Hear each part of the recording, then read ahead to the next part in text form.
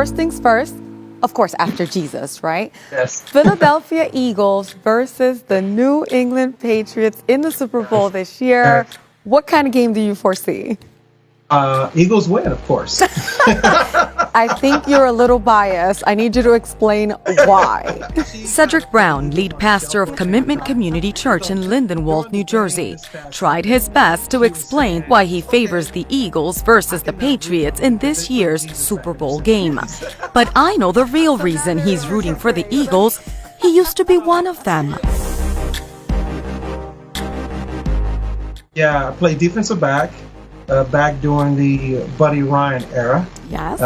With Reggie White. Though Brown's time with the Eagles was for one season, focusing on making it pro served as an escape from the dangers of the streets of his neighborhood. His father was a pastor, but it wasn't until college that this prodigal son came face to face with Jesus. Growing up in Compton, California, Yes. it is what it is.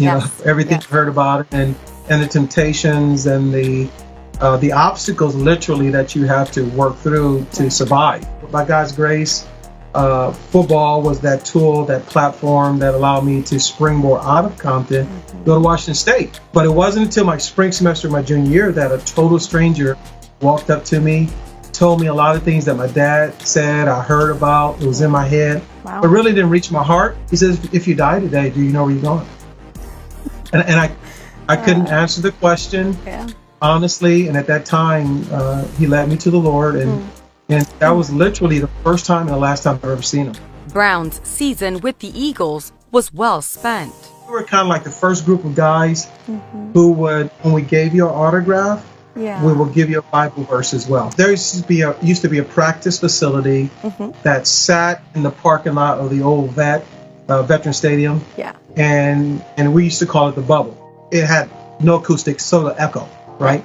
So when we would run our wind sprints, we would literally, the coach would blow the whistle, all the Christians would yell, Jesus! No And way. and it would just echo every sound. Wow. To the point that our Bible studies, we had coaches starting to come at one time. So hearing about players getting baptized before games and more of them boldly proclaiming Jesus, Brown feels connected. I was actually rebaptized in Reggie and Sarah White's jacuzzi in their home. When released from the Eagles by coach Buddy Ryan, He says, you can play in this league, but you can't play for me. But I humbly believe that God was using him as a tool. You're definitely playing for a team now. Let me tell you, it's the best team, Pastor. Well, It's the listen, that's best what I tell team. people. I'm on a team now, listen, with a owner and God who treats all of his players fairly.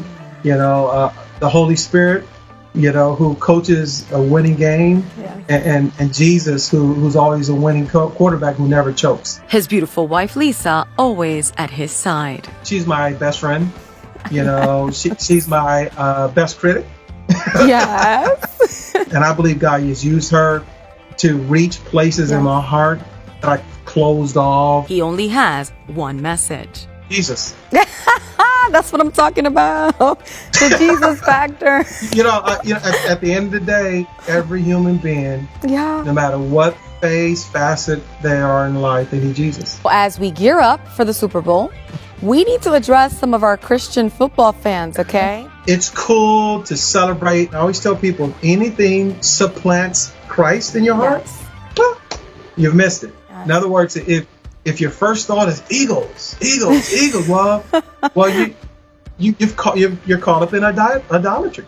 If you're arguing, with your spouse Right. for attention, Right. I gotta watch the game. Don't talk to me. Get away from me. And you're shoving your children away. You're missing the mark. Rooting always for Jesus, I'm Fior Hernandez, and this is the J Factor.